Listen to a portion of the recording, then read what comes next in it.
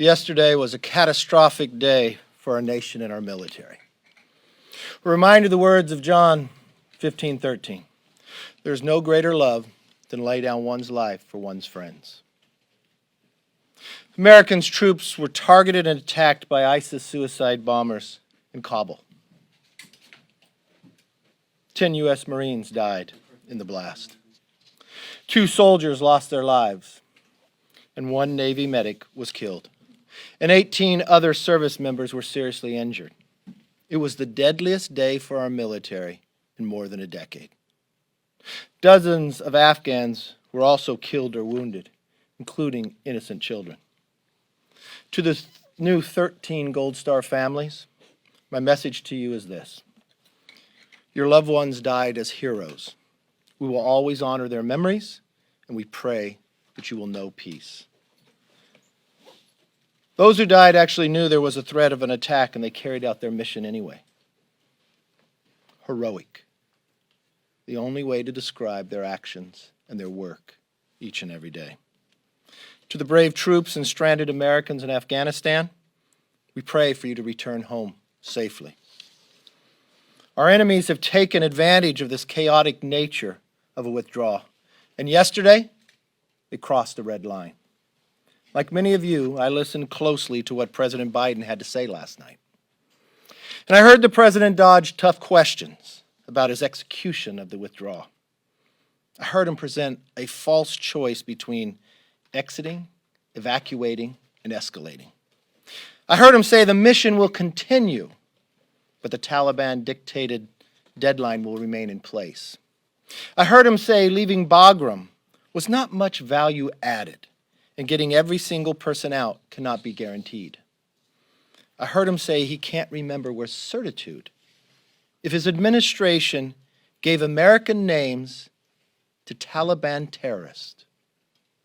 Never in the history of this nation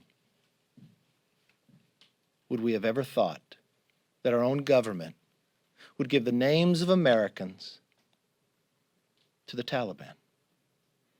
And I heard him say, what America says matters.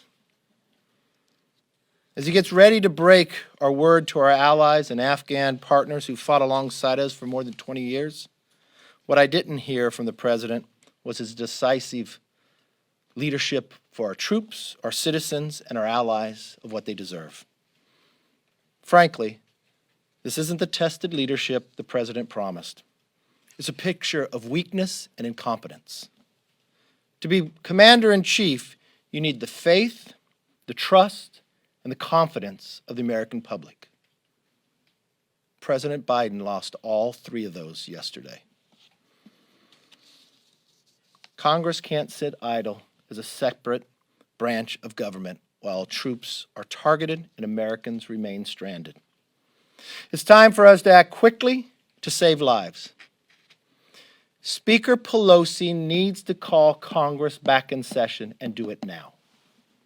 Get a comprehensive classified briefing from the Biden administration and to pass Representative Gallagher's bill to prohibit the president from withdrawing our troops until every single American is out of Afghanistan. This isn't the time for Taliban-dictated deadlines. This isn't the time for doing nothing. This is the time for decisive leadership. It is not difficult to call Congress back. In a Pelosi Congress, you can vote by proxy. And I'll promise you this, having sat through a hearing last week that they would only give us a short time frame, I heard veterans from Republicans and Democrats alike disgusted by the administration and the State Department's actions. We all know overwhelmingly Gallagher's bill will pass. The only thing stopping it is Pelosi from us being back in session.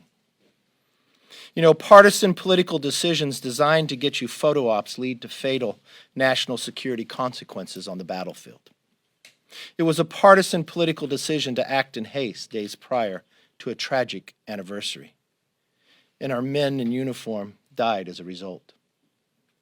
The only question we have now is, how do we prevent this in the days that follow?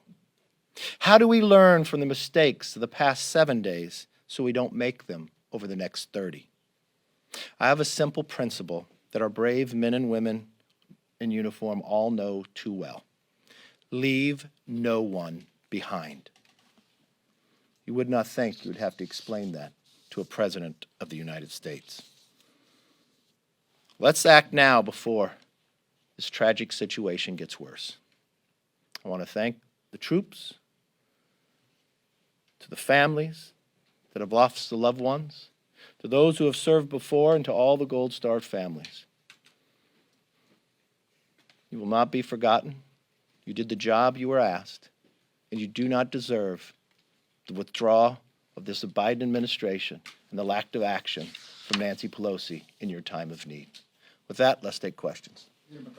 Good morning.